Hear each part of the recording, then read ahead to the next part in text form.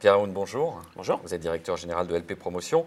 Alors, est-ce que vous pouvez nous présenter LP Promotion, un promoteur immobilier qui est basé à Toulouse, mais qui est aussi très actif à Bordeaux? Oui, nous sommes un promoteur immobilier bordelais, présent à Les Tournies depuis bientôt 15 ans. Nous avons à l'heure actuelle une vingtaine de programmes à la vente que nous proposons sur le bassin d'Arcachon et sur la métropole bordelaise. Un promoteur immobilier familial qui a pris la décision il y a peu d'intégrer en son sein un nouvel actionnaire, un fonds d'investissement français important qui va nous donner les moyens de réaliser nos objectifs, à savoir 2000 logements à l'horizon 2019-2020. Un fonds qui est certes minoritaire chez nous, donc le management actuel et historique est toujours majoritaire. Nous avons, parce qu'il faut parler de chiffres, réalisé 135 millions d'euros de chiffre d'affaires consolidé en 2016.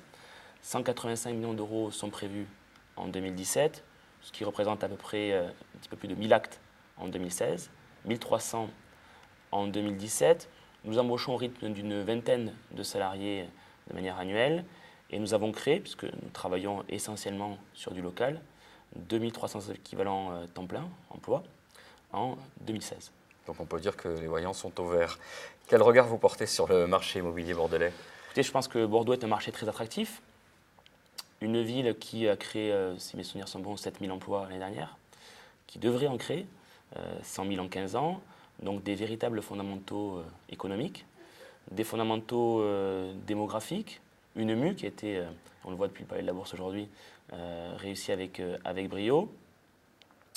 Une ville qui va accueillir le TGV, qui a certes peut-être anticipé un peu tôt l'arrivée du TGV, mais je crois qu'il est notre devoir, à nous, maîtres d'ouvrage, aux collectivités, de continuer à produire pour fluidifier ce marché et faire en sorte que les prix qui ont augmenté de manière tout à fait naturelle se stabilisent. Alors aujourd'hui, on s'intéresse à la Smart City. J'aimerais connaître la vision de LP Promotion de la Smart City. Alors, est-ce que c'est davantage de technologie, mais aussi davantage de services? Comment est-ce que vous vous positionnez? Je crois que, alors je vais répondre sur l'angle du logement, qui n'est qu'une seule des composantes de la Smart City. Vous parlez de la connectivité. Nous avons gagné le prix du bâtiment connecté en 2016 sur la région Occitanie. La connectivité, c'est évidemment une part importante de la Smart City, mais cette connectivité, elle doit être accompagnée pour créer du lien social et pas du repli sur soi. C'est-à-dire technologie, ok, mais n'oublions pas l'humain. Exactement. La technologie, ok. Je dirais même que c'est plus qu'une demande, c'est un besoin. Les générations futures et même les nôtres vivent de plus en plus avec des objets connectés. Donc ce besoin, il faut bien évidemment y répondre. Mais ce qui me semble fondamental, c'est la création de liens sociaux, du vivre ensemble. C'est le thème de la Smart City. Et c'est le thème qui est fondateur chez nous depuis la création d'entreprise. Une forte culture d'entreprise sur la responsabilité sociétale. Et je pense que la création de liens par la mise en place d'un régisseur, par la mise en place de salles communes qui peuvent accueillir des associations locales, le conseil syndical, des marchés locaux, des petits producteurs, des petits artisans, être loué pour un anniversaire, un événement, tout ce qui peut contribuer à créer du lien est quelque chose qui est fondamental dans notre société actuelle. Je pense à un concours auquel nous avons répondu récemment, où nous avons mis à disposition des habitants des studios qui va être loué à des habitants qui viendraient accueillir un proche pour une période donnée. Je pense à des chambres froides qu'on peut mettre dans le bureau du régisseur pour se faire livrer les courses. Bref, que pouvons-nous faire pour que l'habitat de demain soit un habitat intelligent dans le sens sociétal? Et à mon sens, c'est l'objectif d'une Smart City. Dans cet ordre d'idées, ce sera ma dernière question. Vous avez été désigné lauréat de l'appel à projet Urbalab à Saint-Médard-en-Jalles pour votre concept d'habitat évolutif. Est-ce que vous pouvez nous en dire quelques mots? Oui, bien sûr.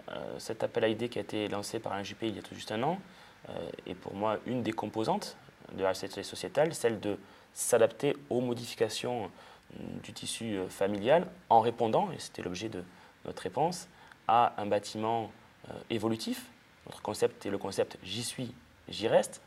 Comment faire en sorte que malgré les divorces, les recompositions familiales, l'accueil d'un parent, le départ d'un enfant, on puisse rester dans un bâtiment sans avoir à déménager. Donc la création de pièces de vie autour d'un noyau, un espace modifiable spatialement de manière quasi immédiate et sans travaux. Voilà la réponse que nous avons pour l'instant apportée sur le papier. Et je suis très heureux à l'heure actuelle de travailler à l'exécution de cette réponse avec M. Mangon, maire de Saint-Médard-en-Jalles, et M. Caz, puisque nous travaillons sur cette réponse et l'exécution de cette réponse sur un terrain dans le centre de Saint-Médard-en-Jalles. Et on pourrait s'attendre à un objectif dans les années qui viennent? Oui, on a l'objectif, un dépôt de permis cette année. Ah oui, donc ça va aller vite, c'est très concret. Ça va aller vite, c'est très concret. La mairie de Bordeaux est très volontaire, donc ça va aller vite et c'est du concret. Pierre Aune, merci d'avoir répondu à nos questions. Avec grand plaisir.